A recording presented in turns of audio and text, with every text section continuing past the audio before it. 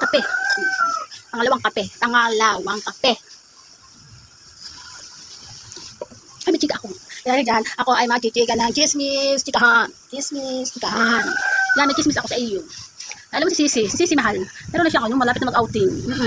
Pakaswerte naman niya sa company na applyan niya. Swerte nun si Sisi mahal. Lahat ng mga na-applyan niya dahil sa mga company, magaganda. Pero yung iba, wala masyadong, kumbaga, kanya-kanyang grupo. Grupo-grupo bago kayo mag-outing, kung gusto niyo mag-alagala. Pero may mga budget. Ngayon, yung na-applyan niya, yung naging company niya ngayon, maganda.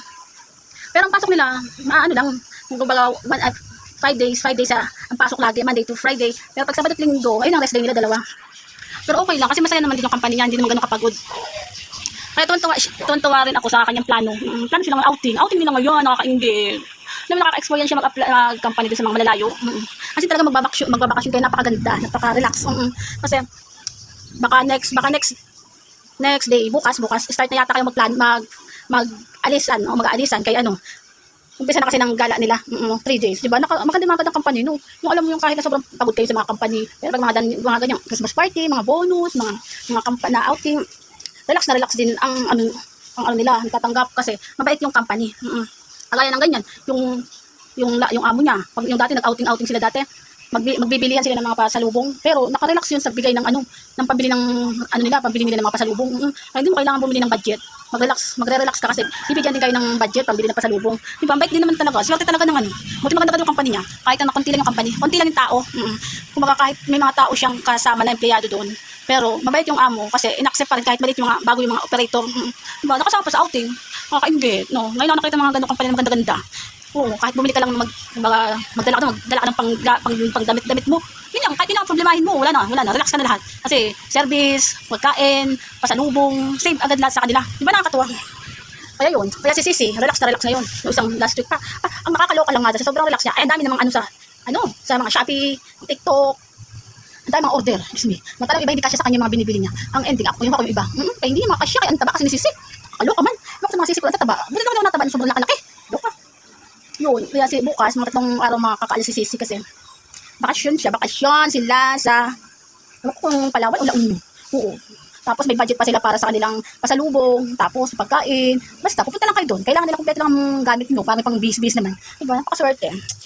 Samantalang yung ng ibang company. Dati pinuntahan namin company na naging regular ako dati. Kahit sobrang mong trabaho doon, kung hindi ka regular, hindi ka makapunta. Hindi kayo makakasama. Trabaho ang regular ay regular. Kung yung mga company na yun, yung iba dyan, pag basta regular ay regular. Hindi mo kailangan bigyan hindi kailangan i-enjoy na isali ka sa mga ganyan, isama-sama. Tapos kung may mga 13 month. Oo, 13 month, para talaga sa lahat ng tao yan, kahit na regular operator. Pero kung bakit tinatawag ng mga bonus mga bonus. Pag hindi ka regular, wala ka dyan. Mga ka, kasi hindi ka kasali doon. Pero doon ka na Sisi mahal, yung company na pinapasukan niya, kahit hindi sila ganun ka-regular, meron silang bonus. Bonus sila, tapos meron parang 14 month. Hindi man sabihin natin hindi ganun kalaki, pero okay lang, accept sa mga amo niya, sa may-ari ng company. Kumbaga, kino-cover niya yung mga tauhan niya na maging masaya, ma-cover yung pagiging magtatrabaho. Kaya yan, yun, nakakatuwa lang si Sisi. Ngayon, relax pa nga si Sisi, kasi syempre may mga outing. Ewan lang natin kapag uwi niya, wala na uling budget. Walang budget, kaya puro na naman sa ka-order na TikTok, Shopee, Lazada, ayun, di po wala tayong mga order. Kung sana magamit lahat.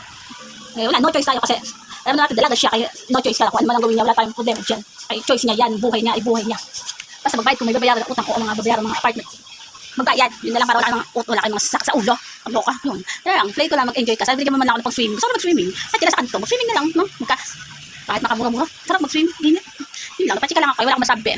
Yun lang, goodbye.